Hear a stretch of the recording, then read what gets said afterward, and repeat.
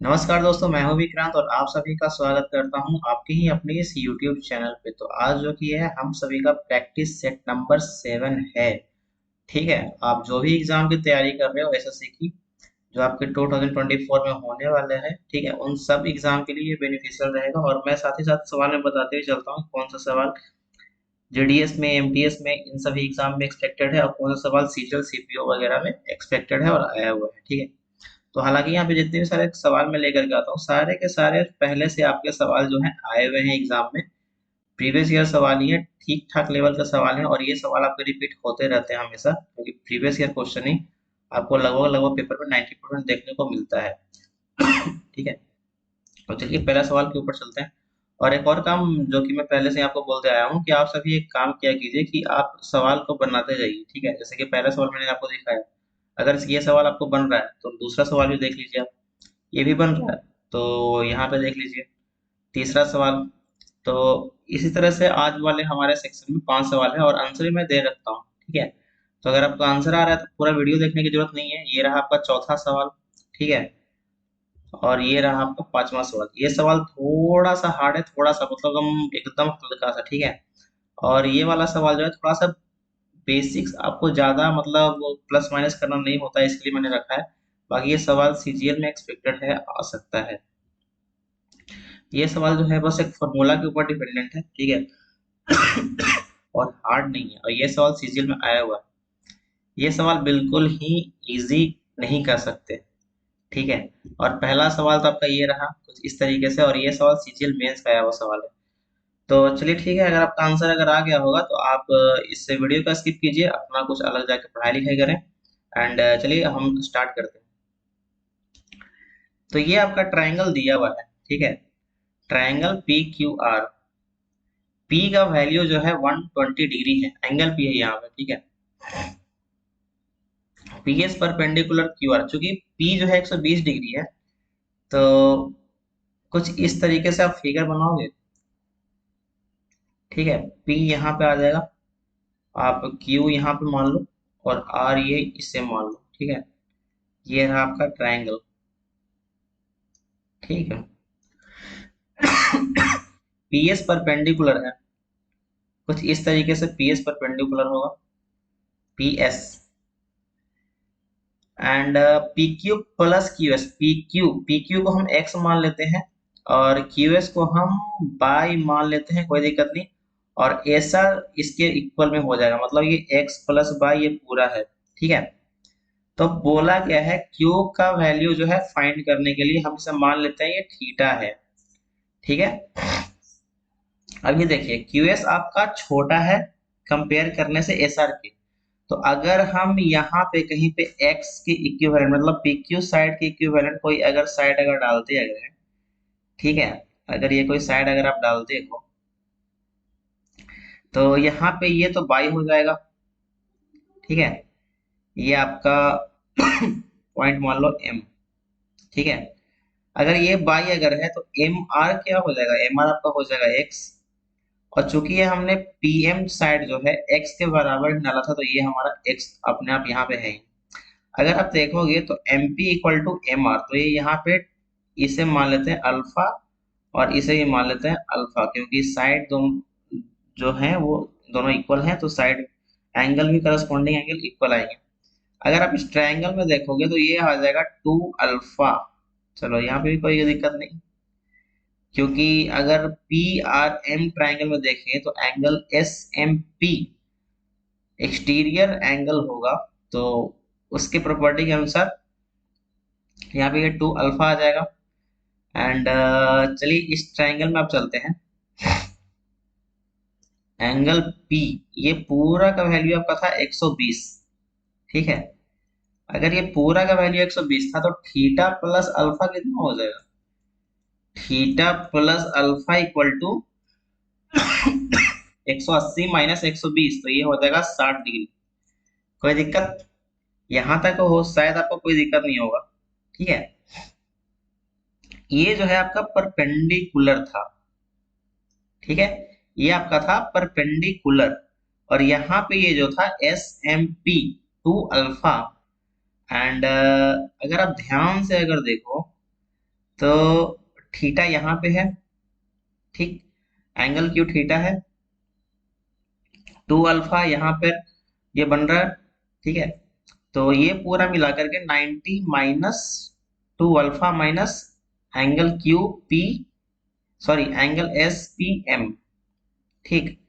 तो यहां से कोई तो रिलेशन बन नहीं रहा, ठीक है।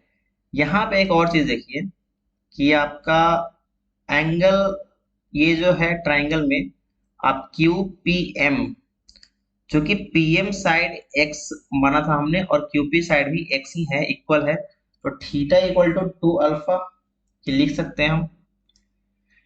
थीटा इक्वल टू 2 अल्फा हम लिख सकते हैं। आपको अगर समझ में नहीं आ रहा होगा तो मैं एक बार फिर से पिक्चर में, एक मिनट, एक बार फिर से एक पिक्चर हम ड्रॉ करते हैं, ठीक। यहाँ पे ये रहा, ठीक है। ये एंगल Q था, ये एंगल P है, ये एंगल R है, एंड ये यहाँ पे 90 डिग्री है, ये यहाँ पे आपका x के बराबर हमने बनाया था, और ये भी यहाँ पे x था, तो यहाँ पे ये थीटा अगर है तो ये भी तो इक्वल ही होगा ना। और ये है कितना, ये था, ये अल्फा हमने माना था, ये अल्फा माना था, तो ये 2 अल्फा था, ठीक है। तो अगर फिगर को आप सही से समझते अगर हो तो कोई दिक्कत नहीं होगा। थीटा इक्वल टू 2 अल्फा है, तो थीटा इक्वल टू 2 अल्फा, तो थीटा प्लस अल्फा दिया हुआ है, तो 2 अल्फा प्लस अल्फा 3 अल्फा, तो अल्फा बराबर हो जाएगा 20 डिग्री, ठीक है। तो थीटा बराबर आपको निकालना है एंगल क्यू का वैल्यू, तो 20 इंटू 2 40 कुछ था, ठीक है। दूसरा सवाल, ये सवाल में आपको दिया गया है x अपॉन 2, ठीक है, x upon 2 plus 2 upon Y equal to 1। दूसरे तरफ है Y upon 2 plus 2 upon Z बराबर 1, ठीक है। कुछ ये दिया हुआ है आपका। इस सवाल को निकालने का ना दो तीन तरीके हैं। जैसे कि दो इक्वेशन दे रखा है, आप किसी एक को मान सकते हो, एक्स को आप कुछ भी मान लो, एक्स को आप 2 मान लोगे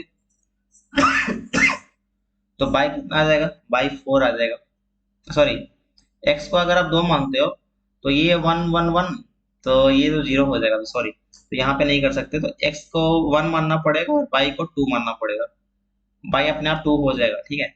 तो आप इस तरीके से बना सकते हैं। बाकी मैं ये बात बोलूंगा, आप इस तरीके से मत बनाओ। यहाँ पे ये क्या है, Z/2, यहाँ पे क्या है 2/Z, कोई दिक्कत नहीं। यहाँ पे क्या है 2/x, यहाँ पे क्या है x/2, x/2 बराबर 1 माइनस 2 बाई, इससे डायरेक्ट यहीं पे लिख लो आप, by minus 2 by, and therefore 2 by x equal two by upon by minus 2, ठीक है। अब यहाँ पे देखो, इस इक्वेशन, सेकंड इक्वेशन में आपका दिया हुआ है बाई/2, और यहाँ पे आपको लेके कितना आना है, Z/2, तो 2/Z बराबर 1 minus Y upon 2 equal to 2 minus Y upon 2, therefore Z/2 equal to 2 upon 2 minus Y. अब इन दोनों को ऐड कर दीजिए आप, ठीक है। इन दोनों को आप ऐड कर देंगे तो आपके पास क्या आने वाला है, Y upon by minus 2 plus 2 upon 2 minus by. अभी अगर आप इसे प्लस माइनस थोड़ा सा इंटरचेंज कर लें तो by upon by minus 2 upon by minus 2, कोई दिक्कत। तो बाई माइनस 2 कट जाएगा, तो इक्वल टू 1, ठीक है। दूसरा सवाल भी ये हो गया। अब इसी सवाल को जो मैंने शुरू में आपको बोला कि आप x को मान लो, ठीक है, x को आप मान लीजिए, या x को आप 4 भी मान लेंगे, ठीक। तो बाई आपका हो जाएगा 2 टू 4, 1 माइनस 2 माइनस 1, तो Y equal to minus, minus क्या हो जाएगा आपका, -2, ठीक है, बाई इक्वल टू -2। अब इसी तरीके से आपका जेड का वैल्यू निकल जाएगा, आप उसी पुट करके देखेंगे तो आंसर आपका आ जाएगा। बट सवाल की बेसिक यही थी, आपको ध्यान देना सवाल में पूछ क्या रहा है, उसके अनुसार सवाल को चलेंगे आप, तो आसानी से बन जाती है। In a trapezium ABCD length of parallel sides, ये सवाल जो है आपको ध्यान देना है, पैरेलल साइड्स की बात हो रही है, अनपैरेलल साइड्स की बात हो रही है। ट्रेपीजियम कुछ इस तरीके से हमारा बनेगा और पैरेलल साइड 7 और 12 है, ठीक है। एंड अनपैरेलल साइड्स है 5 एंड 4, अनपैरेलल साइड 5 और 4। तो find the sum of a square of diagonals, ठीक है। तो sum of a square of diagonals का एक फॉर्मूला होता है, अगर आपको याद होगा तो आप बना लेंगे। Sum of a square of diagonals equal to unparallel side जो है उनका स्क्वायर करें आप, मतलब 5 का स्क्वायर प्लस 4 का square plus 2 into parallel side जो है इंटू 7 इंटू 12, 25, 4 चौका 16, 12 7 84 गुना 2, 2 चौका 8, 2 8 16, 8 6 14, 5 19 की 9, 1 6 1 7, 2 9 1 10 की 0 1 1 2, 209 सेंटीमीटर स्क्वायर आपका ये आंसर आ जाएगा, ठीक है। तो इस सवाल में कुछ था नहीं, बस आपको फॉर्मूला ये जो है ये आपको याद रखना था। अगर ये फॉर्मूला डायरेक्ट अगर आपको याद रहता है तो आप इस सब सवाल को आसानी से कर सकते हैं, ठीक है। एंड चौथे नंबर सवाल पे चलते हैं। ये सवाल थोड़ा ठीक ठाक है, ठीक है, क्योंकि इस सवाल में अगर आप ज्यादा घुसोगे तो दिक्कत होने लगती है। इससे पहले कि इस सवाल को थोड़ा सा आगे बढ़े, एवरेज का एक कॉन्सेप्ट होता है कि अगर कुछ एवरेज अगर दिया हुआ है x, तो 2 साल के बाद एवरेज हो जाएगा x+2, चाहे तो लोग कितने भी क्यों ना हो, ठीक है। तो यहाँ पे दिया गया 15 साल पहले कुछ फैमिली थी जिसमें नॉन मेंबर्स थे, उनका एवरेज दिया हुआ है 38 ईयर, ठीक है, 38 ईयर। 4 साल के बाद एक व्यक्ति हैं जिनका कि निधन हो जाता है। पहले तो 4 साल के बाद आपका इनका ये कितना होगा, एवरेज 38 + 4 42 माइनस 54 साल के व्यक्ति का मृत्यु हो जाता है और एक बच्चे का जन्म होता है, मतलब मेंबर्स 9 चल ही रहे, ठीक है। 9 + 1 - 1 तो 9 मेंबर ही होंगे। 54/9, ये क्यों, ये मैं बता रहा हूँ आपको, क्योंकि 9 फैमिली थे तो एवरेज में से इसे माइनस करना ही पड़ेगा, ठीक है। तो 9 6 54, तो 42 में 6 गया 36। Now again after 5 more years, plus 5 साल बाद another man of 36 years old was died, ठीक है। दूसरा व्यक्ति जो 36 साल के थे उनका भी डेथ हो गया है और एक बेबी गर्ल का फिर से एक बॉर्न एक हुआ, ठीक है। मतलब अभी भी 9 मेंबर्स ही हैं, लेकिन 5 साल के बाद 36 5 41 माइनस 36/9, ठीक है। ये कितना आ जाएगा, 9 तो 36, 41 में से 4 गया 37। Find the correct average age of family, मतलब अभी फैमिली का एवरेज एज कितना है, ये 5 + 4 9 प्लस 6 साल के बाद ही आपका एवरेज एज निकालना है। तो 37 + 6 = 43, समझ गए भाई, आपका आंसर था यहाँ पे। अगर समझ ना आया होगा तो आप सवाल को दोबारा से देखिएगा, अपने आप समझ में आ जाएगा। 5वां नंबर सवाल है, दिया गया है कि 1170 मीटर की रेस में, मैंने आपको पहले ही बोला था कि जहां पे मुझे नीड लगेगी कि मुझे मीटर किलोमीटर देना है, मैं वहां पे जरूर दूंगा सेंटीमीटर वगैरह।